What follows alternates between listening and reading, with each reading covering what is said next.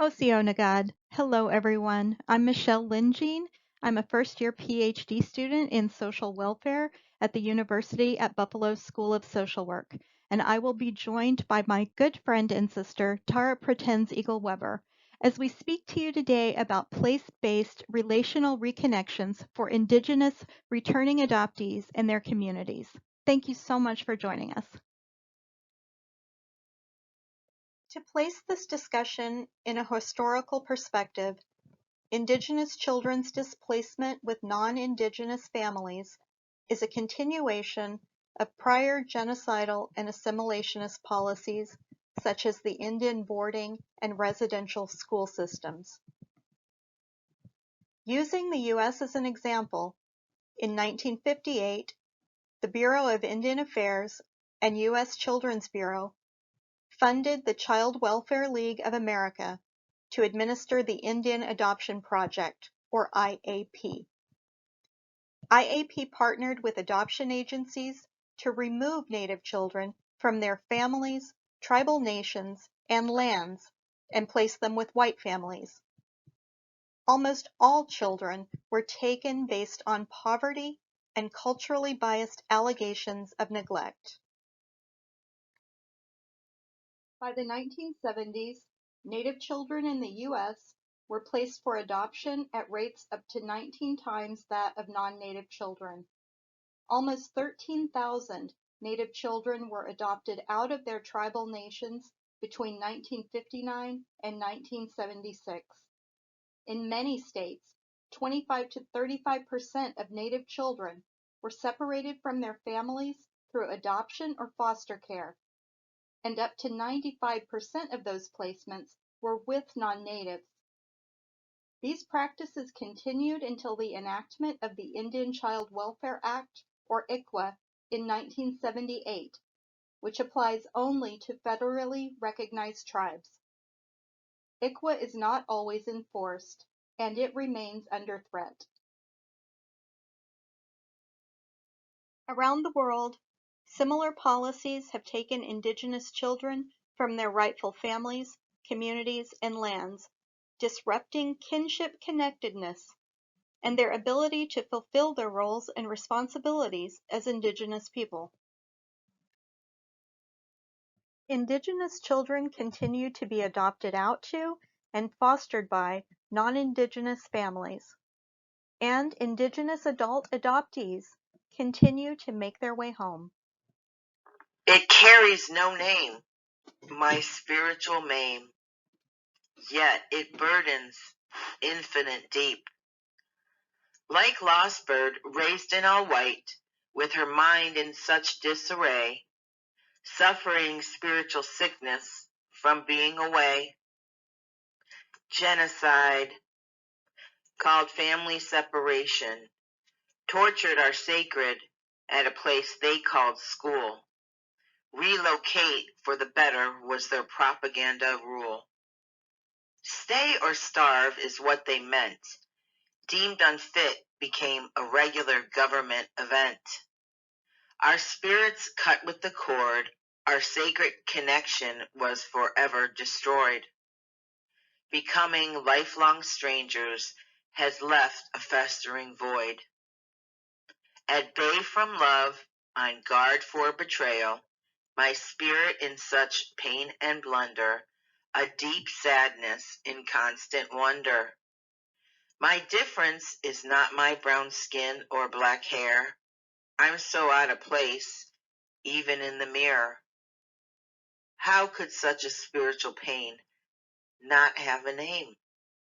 Lakota Lost Bird lived in both worlds, feeling so alone. She too had the spiritual pull, calling her home. You all come home, and Unchi said. Go to ceremony, you will no longer feel dead. How did she know this healing would come to be? She said, because you are a Lakota woman like me. Finally among my own, same hands, laughs, and toes. Even one sister wore my exact nose. Gee, she's white, I heard them say. Kids chanted, "Here comes Indian Barbie," making my day. I was a beacon of secrecy who blasted open shame and pain.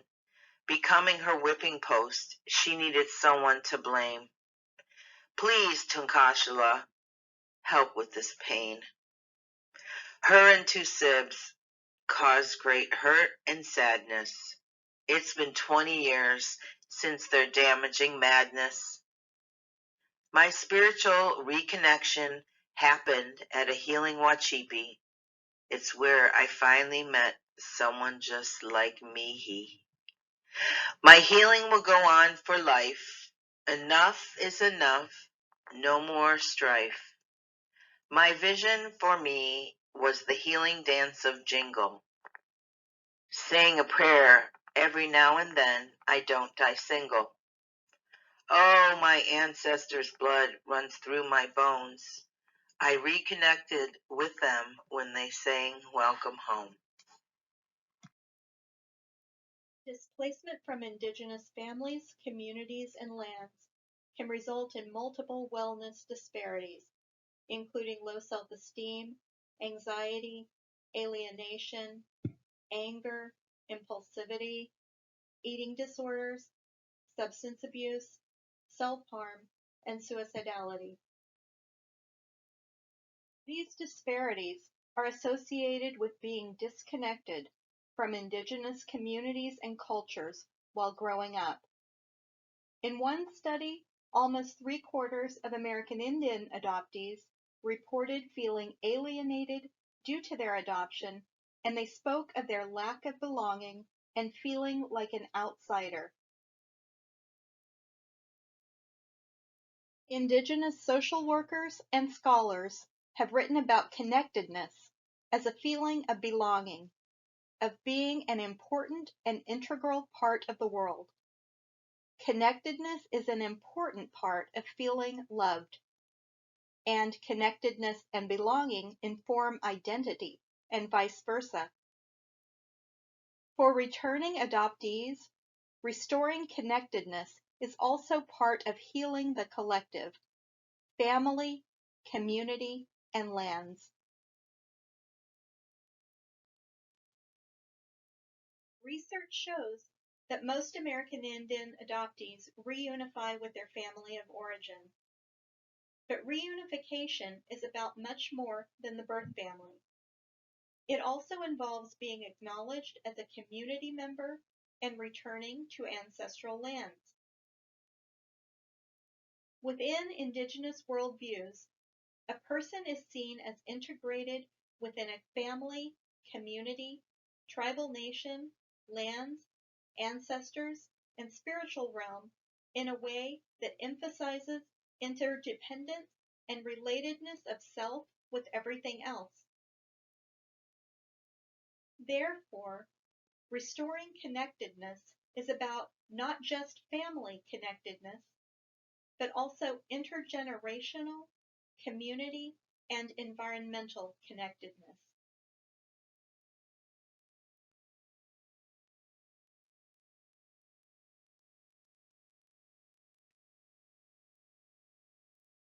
Connectedness can be generated intergenerationally through family, community, spirituality, and land and place. Now, there is a lot of overlap because these are not independent mechanisms. They're interconnected. For example, under land and place, there's an overlap with intergenerational, such as learning from elders and teaching children. There's also an overlap with family and spirit, such as through stories and storytelling. As we will share, for returning adoptees, connecting through community and land and place, the eco-social and eco-spiritual realms, can restore intergenerational connectedness and heal their spirits through instilling awareness of ancestral resilience, their rights, and responsibilities to future generations. And this can be an especially important mechanism when reconnection with family is difficult.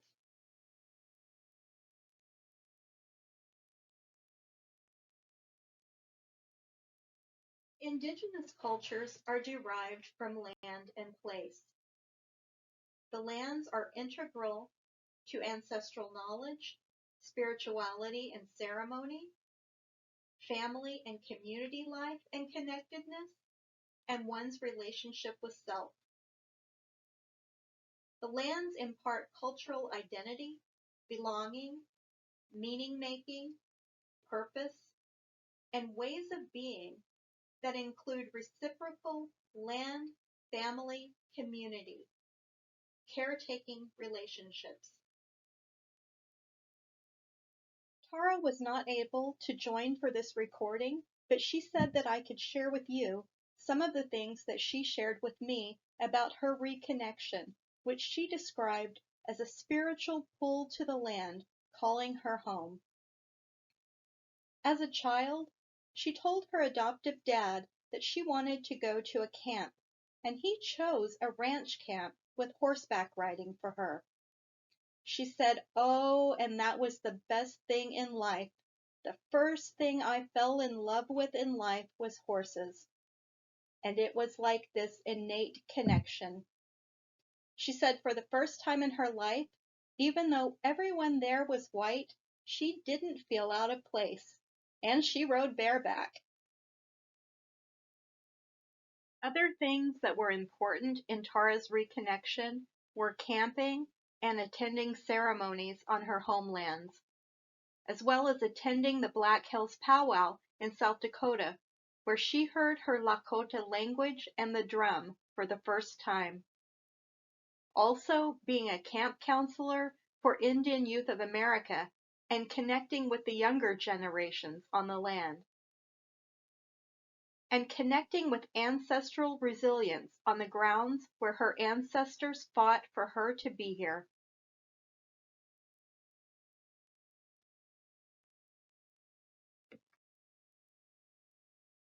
As a Cherokee Nation citizen, a type of place-based initiative or intervention that speaks to my heart is rejourneying the Trail of Tears.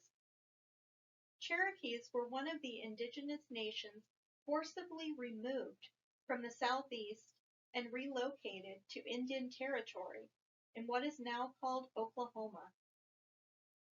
Most made the relocation journey on foot in the winter, and more than a third of our population died due to removal. This forced displacement from our lands is directly connected to subsequent trauma and devastations in our families and communities that continued thereafter, including displacements of our children through adoption. Like Cherokees, Choctaws were also removed from the southeast to Oklahoma. And in 2012, an indigenous group, including Choctaw social workers and researchers, rewalked part of their Trail of Tears to reconnect and recommit to ancestral visions of health in response to their Choctaw leaders' call for culturally based health promotion and prevention efforts. Their aim was to remember place-specific historically traumatic events in order to shape a better future. They walked 254 miles in 9 days, starting at a major deportation site, and they walked 8 to 10 miles a day, which was about the same as their ancestors had done. The participants camped in state parks and wildlife refuges on or near historical encampment sites of the original removal. They used curricular cards containing Choctaw vocabulary and historic information corresponding to the daily route, and meditations on cultural values were read out loud to the group each morning. They participated in ceremonies and other cultural practices and learned about their Choctaw heritage, clan systems, roles, and responsibilities.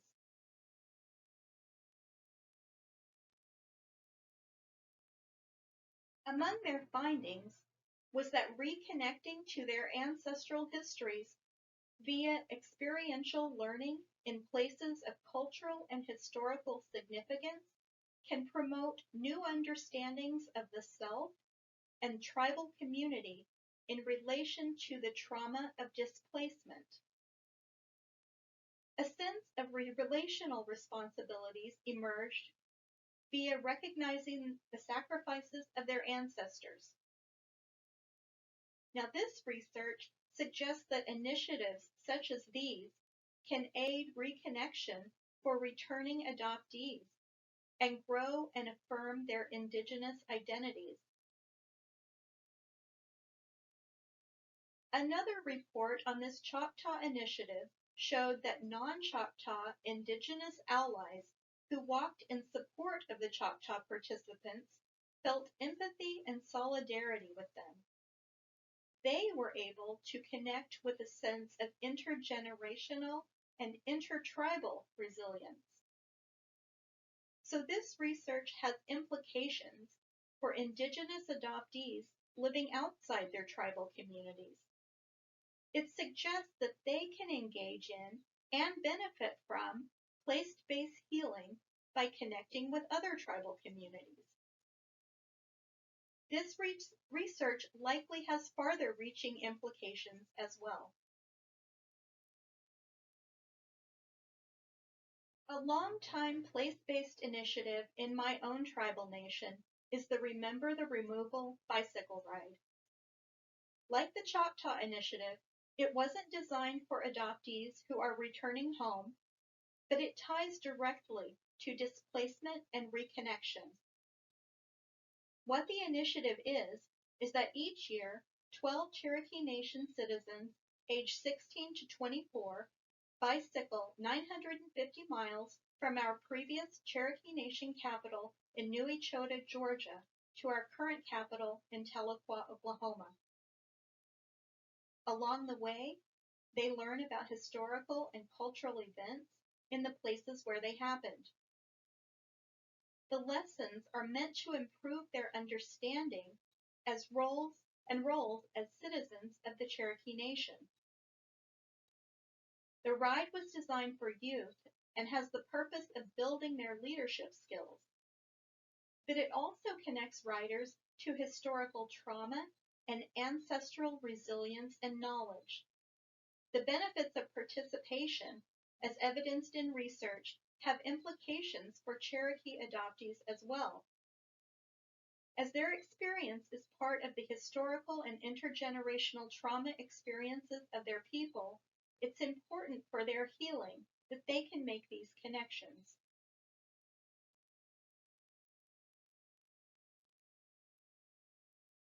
Now, most adults can't make the time commitment for such a long journey, but there may be pieces of the program that can be applied. Place-based learning associated with historical trauma and ancestral resilience could take place over long weekends closer to home, for example. Learning some of the language and cultural protocols, as well as the genealogical research that connects participants to the community on a broader level, would be especially valuable to returning adoptees.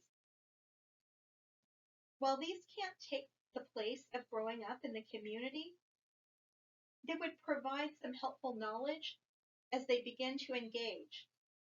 And importantly, it would demonstrate that their community recognizes them and loves them. We invite you to join with us in considering how what we have shared applies in your communities and to the lands and peoples that you love and care for. Like you, we hope for an eco-social world that leaves no one behind, that brings those who are lost back into their circle of community and care so they can realize their rights, roles, and responsibilities to rebuild and reweave those interconnections and relationships of reciprocity for everyone. Wado, thank you.